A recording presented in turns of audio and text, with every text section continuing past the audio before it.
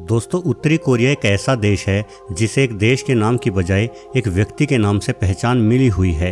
यही वो व्यक्ति है जिसे किम जोंग उन के नाम से जाना जाता है। हम लोग खुशनसीब हैं जो भारत में पैदा हुए हैं। यदि कहीं उत्तरी कोरिया में जन्म लेते तो इन शख्स का नाम लेने से पहले भी हमें सोचना पड़ता, क्योंकि उत्तरी कोरिया में खुलकर बोलने का अधिकार किसी नागरिक को नहीं है।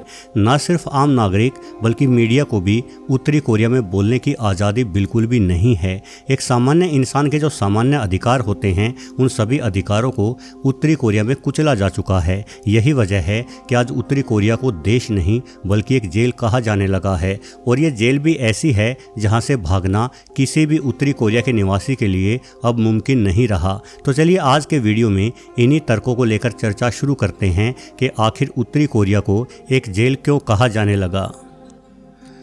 दोस्तों, वैसे क्या कभी आपने कल्पना की है कि एक सामान्य उत्तरी कोरियाई नागरिक का जीवन कैसे बीतता है।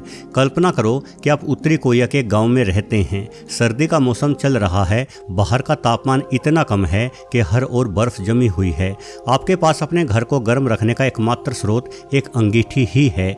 वहीं खाने को आपके पास थोड़े से चावल के अतिरिक्त और कुछ नहीं है। इन चावलों को भी आपको एक सप्ताह तक चलाना है, क्योंकि इस देश में सप्ताह भर में एक ही बार राशन आम जनता को मिल पाता है।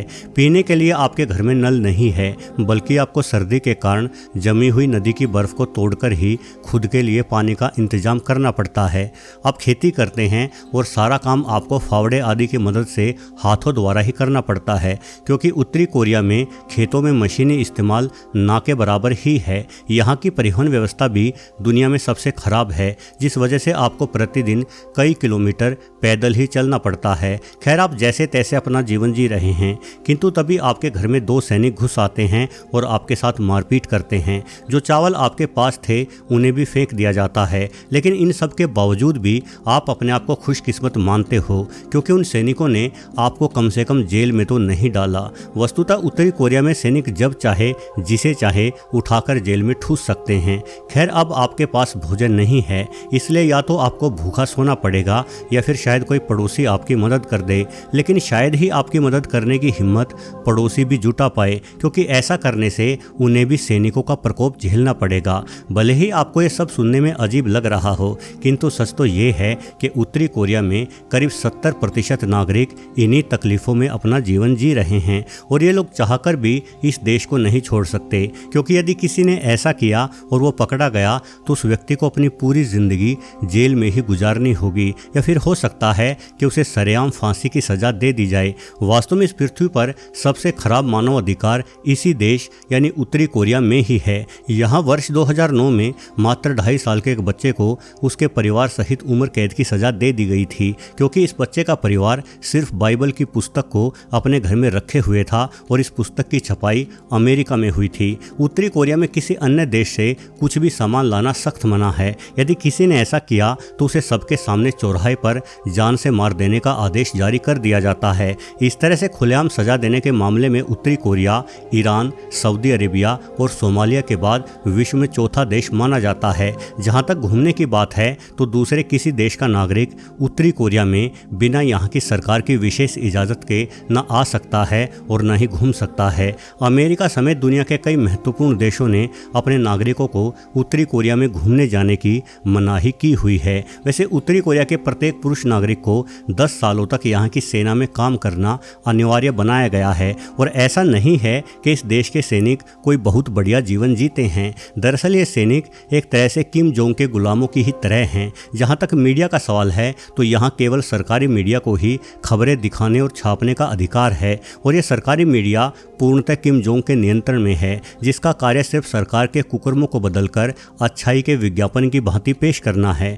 दोस्तों, उत्तरी कोरिया की स्थापना वर्ष 1948 में किम इल सुंग द्वारा की गई थी। इस समय तक द्वितीय विश्व युद्ध खत्म हो चुका था और कोरिया 2 भागों में भी बंट चुका था। इस बंटवारे के ही कारण उत्तरी और दक्षिण कोरिया के रूप में बटे इन दोनों देशों के मध्य में कभी न खत्म होने वाला युद्ध शुरू हो गया। इस युद्ध के कारण दोनों ही देशों के हालात बड़े ही खराब हो गए। अमेरिका और रूस के मध्य में जब शीत युद्ध चल रहा था तब उत्तरी कोरिया रूस के साथ और दक्षिण कोरिया अमेरिका के साथ हो लिया, और वर्ष 1991 में जब सोवियत यूनियन का विघटन हो गया तो उत्तरी कोरिया की अर्थव्यवस्था भी बुरी तरह से गड़बड़ा गई। जहां एक और दक्षिण कोरिया दिन रात तरक्की करता रहा, वहीं दूसरी ओर उत्तरी कोरिया का मकसद केवल अपनी सैनिक क्षमता ही बढ़ाना बन गया। किम वंश के प्रति जनता की वफादारी जीतने के लिए इस वंश के राजाओं ने कठोर नीति अपनाई, जिसमें जनता को डराना, उनका शोषण करना और मार डालना तक शामिल रहा। कई बार ऐसे भी उदाहरण मिलते हैं कि जनता द्वारा कोई विद्रोह किए जाने पर फाइटर प्लेन द्वारा जनता पर बम तक गिरा दिए गए। उत्तरी कोरिया में अन्न उत्पादन और कृषि पर कोई ध्यान नहीं दिया गया, न आधुनिक तकनीकों को अपनाया गया और न ही नए प्रकार के बीज या उर्वरक आदि को।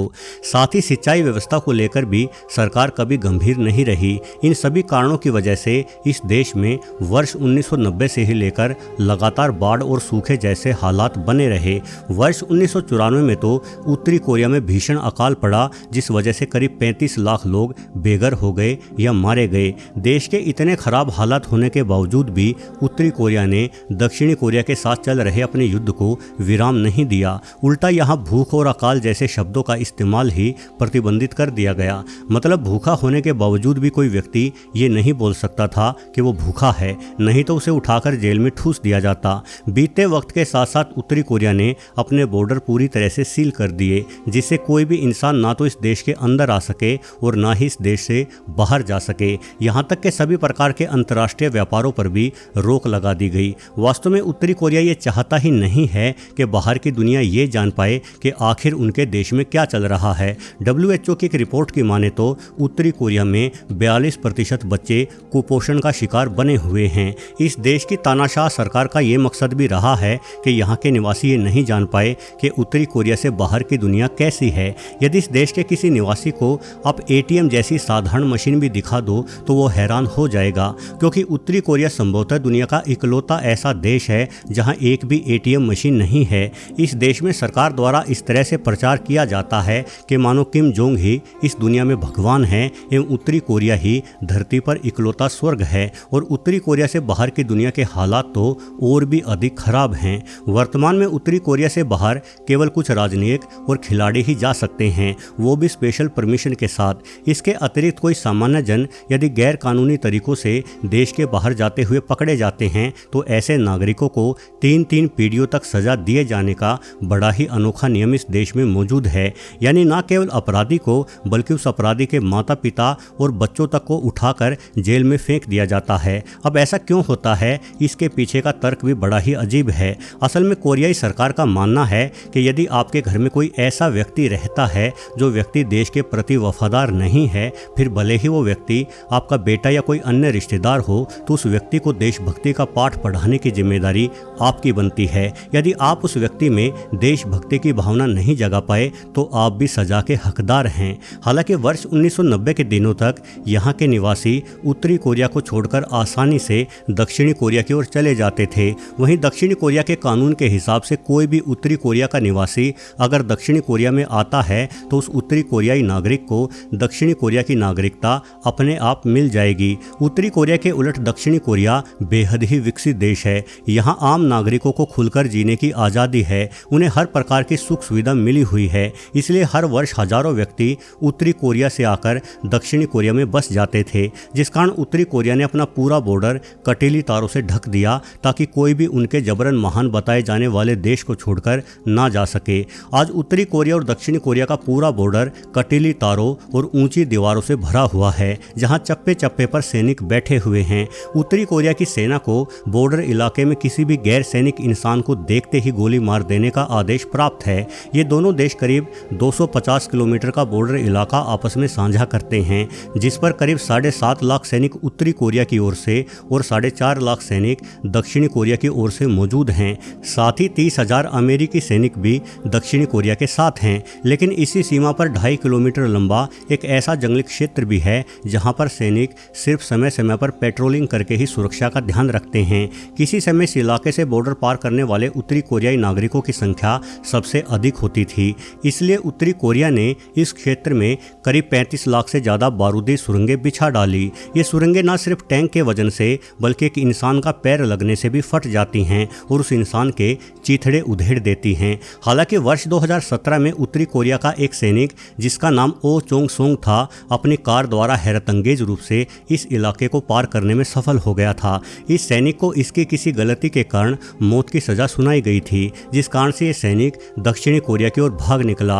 वैसे उत्तरी कोरिया की सेना ने ओ चोंग सोंग का पीछा करते हुए उस पर करीब 40 गोलियां भी चलाई थी, किंतु किसी फिल्मी हीरो की ही भांति ओ चोंग बचता हुआ दक्षिणी कोरिया जा पहुंचा। जहां जाते ही दक्षिणी कोरियाई सैनिकों ने उसकी मदद की और उसे नियमों के अनुसार तुरंत दक्षिणी कोरिया की नागरिकता भी मिल गई। वैसे उत्तरी और दक्षिणी कोरिया की सीमा पर कई बार सुरंग आदि खोदने की भी कोशिश की गई है, किंतु फिर भी इस बॉर्डर को पार करना सरेआम मौत को ही दावत देने के समान है। दोस्तों, इतनी कड़ी सुरक्षा के बाद भी कुछ रास्ते ऐसे बच ही जाते हैं जिनके द्वारा उत्तरी कोरिया से निकला जा सकता है। असल में उत्तरी कोरिया का नॉर्थ बॉर्डर करीब 17 किलोमीटर की लंबाई तक रूस से और 1400 किलोमीटर की लंबाई तक चीन से मिलता है। अब रूस के साथ उत्तरी कोरिया की सरकार के दोस्ती भरे संबंध हैं, इसलिए यदि कोई उत्तरी कोरियाई नागरिक रूस के सैनिक क्षेत्र में पकड़ा जाता है तो उसे वापस उत्तरी कोरिया भेज दिया जाता है, जहां उस नागरिक का काल कोठरी इंतजार कर रही होती हैं। दूसरी ओर यदि चीन की बात की जाए तो भले ही चीन के साथ उत्तरी कोरिया एक लंबा बॉर्डर साझा करता हो, किंतु इस बॉर्डर पर ऊंचे पहाड़, यालू और टूमे नामक 2 नदी एवं अनेकों नहरें एवं दर्रे पड़ते हैं, जिस कारण यह रास्ता हद से ज़्यादा जोखिम भरा है। भले इस बॉर्डर पर कोई विशेष सुरक्षा नहीं होती, किंतु मुश्किल और जोखिम भरा रास्ता होने के कारण यहाँ से निकल पाना हद दर्जे का मुश्किल कार्य है। हालांकि सर्दियों के दिनों में बड़ी नदियाँ बर्फ के रूप में जम जाती है, जिस कारण उत्तरी कोरिया के कुछ नागरिक हिम्मत दिखाकर इस रास्ते के जरिए चीन में पहुंच जाते हैं। परंतु ये लोग चीन में नहीं रुकते, बल्कि ये चीन से निकलकर रूस से होते हुए मंगोलिया, थाईलैंड या वियतनाम जैसे देशों की ओर कूच कर जाते हैं। असल में ये तीनों ही देश पकड़े गए किसी भी उत्तरी कोरिया के निवासी को उत्तरी कोरिया की बजाय दक्षिणी कोरिया में निर्वासित कर देते हैं। और दक्षिण कोरिया में तो कानून है ही कि यदि कोई भी उत्तरी कोरिया का नागरिक उनके देश में आया तो वो नागरिक अब दक्षिणी कोरिया का ही निवासी माना जाएगा। वैसे वर्ष 2009 तक हर साल 3000 इंसान उत्तरी कोरिया छोड़कर चीन और रूस के रास्ते भाग निकलते थे, परंतु उसके बाद यह संख्या तेजी से कम होने लगी। असल में किम जोंग ने उत्तरी कोरिया के बॉर्डर पर होने वाली स्मगलिंग और लोगों के भागने की समस्या पर कुछ कठोर निर्णय लेना शुरू कर दिया। अब किम जोंग द्वारा चीन और रूस के बॉर्डर की ओर भी 15 फीट तक ऊंची दीवारें एवं कटीली तारें लगवाई जा रही हैं। साथ ही मोबाइल फोन सिग्नल जैमर जैसे यंत्र भी अनेकों स्थानों पर स्थापित कर दिए गए हैं। दूसरी ओर चीन एवं रूस ने भी बॉर्डर के निकट मौजूद अपने शहरों में सीसीटीवी लगवाकर कोरियाई नागरिकों की घुसपैठ को बड़े पैमाने पर रोका है, जिस कारण अब कोरियाई नागरिकों की घुसपैठ में मदद करने वाले लोगों ने अपनी फीस भी बढ़ा दी है। पहले जहां ये लोग कोरियाई नागरिकों को सुरक्षित चीन या रूस से बाहर निकालने के करीब 700 अमेरिकी डॉलर यानी 55 से 60 हजार भारतीय रुपयों के बराबर रकम लेते थे, वहीं अब ये फीस बढ़कर 20,000 डॉलर यानी करीब 1.5 लाख भारतीय रुपयों से भी अधिक हो चुकी है। जाहिर है कि बेहद गरीबी में अपना जीवन जी रहे उत्तरी कोरियाई जनता इतनी अधिक धनराशि का बंदोबस्त नहीं कर पाती। यदि रूस और चीन के बॉर्डर की बजाय हम उत्तरी कोरिया के पूर्वी और पश्चिमी बॉर्डर की बात करें तो ये दोनों ही बॉर्डर समुद्र से घिरे हुए हैं, जहां उत्तरी कोरिया की समुद्री सेना बेहद चौकस रहती है। किसी भी छोटी नौका की मदद से 100 किलोमीटर दूर स्थित दक्षिणी कोरिया तक पहुंचना बहुत ही मुश्किल काम है, क्योंकि एक तो यहाँ के समुद्र में बेहद ही तेज लहरें उठती हैं और दूसरा बड़े जहाज़ों में मौजूद उत्तरी कोरिया के सैनिक किसी भी बाहरी नौका को देखते ही नष्ट कर देते हैं। यानी उत्तरी कोरिया के नागरिकों के पास समुद्र से भागने का विकल्प सबसे अधिक कठिन साबित होता है। दोस्तों, आज उत्तरी कोरिया ने अपने देश से बाहर की कोई भी वस्तु जैसे mobile phone, memory card, camera आदि या बाहर के देश की कोई भी वीडियो फिल्म अथवा ऑडियो आदि के साथ साथ बाहरी देश की किताब पढ़ना तक सब कुछ प्रतिबंधित किया हुआ है। यदि कोई इन नियमों का उल्लंघन करता है तो उसे 10 सालों की कैद की सज़ा सुना दी जाती है। मतलब क्या आप यकीन करेंगे कि यदि आप उत्तरी कोरिया में रहते हैं तो किसी हॉलीवुड या बॉलीवुड की फिल्म देखने भर से आपको 10 वर्ष कैद में बिताने पड़ेंगे। न सिर्फ आपको बल्कि ये सज़ा आपके परिवार के अन्य सदस्यों को भी दी जाती है, क्योंकि आपके परिवार ने आपको ये फिल्म देखने से रोका जो नहीं। उत्तरी कोरिया में मिलने वाले मोबाइल फ़ोन भी